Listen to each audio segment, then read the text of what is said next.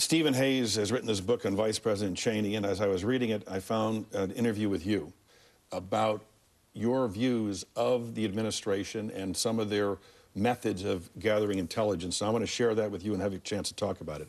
It says here, in November of 2006, Michael McConnell, who had been working on intelligence issues in the private sector since resigning from the NSA in '96, was asked to consider joining the Bush administration as the nation's top intelligence official. McConnell was honored to be asked, but had serious reservations. He had been unimpressed with many aspects of the Bush administration and its conduct of the war on terror, particularly what he felt was a politicized use of intelligence in lead up to the war. All of these current players, Secretary Rumsfeld, Vice President Cheney, and the President, McConnell said in an interview in late November '06, "What's come through for me as a citizen, I'm no longer in active duty, so I can say these things. They had first and foremost very strong political convictions. My sense of it is their political faith and convictions influenced how they took information and interpreted it, how they picked up and interpreted outside events. As a former Intel pro, when you don't like the answer and you set up your own thing, you tend to get the answer you want. You hire people who think like you do or want to satisfy the boss. I've read much more about the current set of players, and they did set up a whole new interpretation because they didn't like the answers. They've gotten results that, in my view, now have been disastrous." That's pretty harsh. Indeed.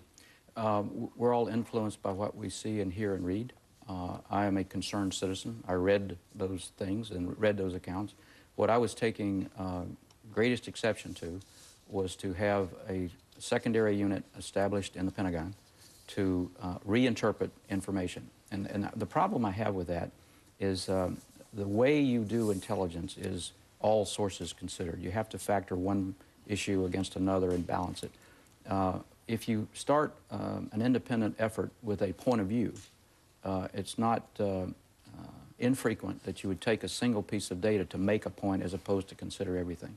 So what I was referring to and talking about at that time is I was worried that in the Pentagon there had been established this separate unit, and I thought it would have been too influential. Now, you can imagine, I consider myself an intelligence professional. I've been doing this either on active duty or serving this community for 40 years.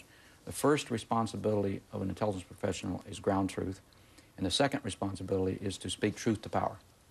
So when I was asked to consider this nomination, that was the condition under which I would consider it, and I focused on it very intently once I came back. What I found, or what I discovered, was quite refreshing. As you know, I meet with the President and Vice President 6 days, and on occasion 7 days a week.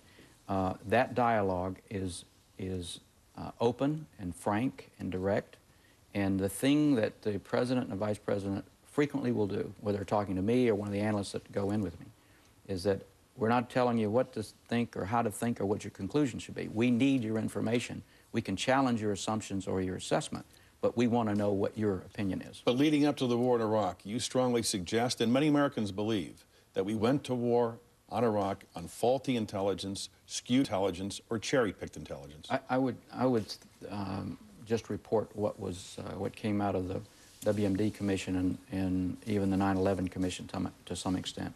The assessment that was concluded, I think it was October 2002, determined or made an assessment that Saddam had weapons of mass destruction. I believed it at the time, and I mostly believed it because of my experience as intelligence officer for General Powell in the first Gulf War. I knew they had them. I knew Saddam had killed 300,000 of his own countrymen.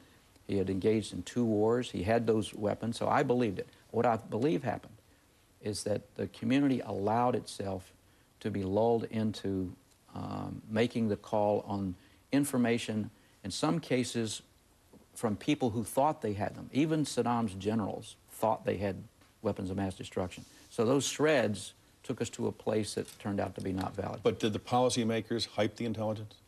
That's a judgment that I think the American people will have to make.